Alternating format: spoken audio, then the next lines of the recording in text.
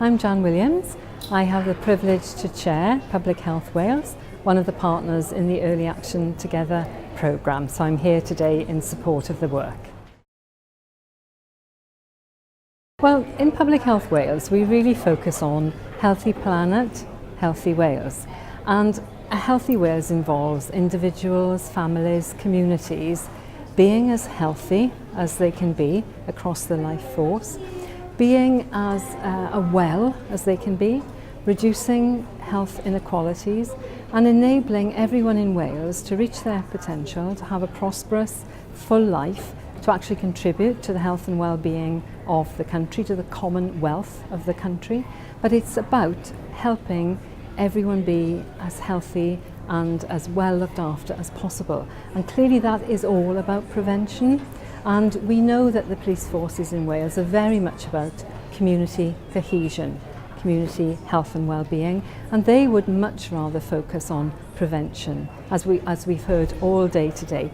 Get it right from the beginning rather than much further along the course where someone has actually got into the policing or criminal justice system. So this is all about a preventative approach across public services. We're working with the policing and criminal justice community on this programme, but it's very much about stopping things going wrong, preventing things and taking early action when things do go wrong, because everything's connected. Health, well-being, prosperity, everything is connected. So we need to work together across public services and do the best across the life course for all our communities, our families and our future generations. I think it's incumbent on all leaders across public services to really think about how can they refocus the money they spend on prevention and early action. Because if we carry on as we are simply going to silt up the system with expenditure on services that are way too far past where we should be spending money on.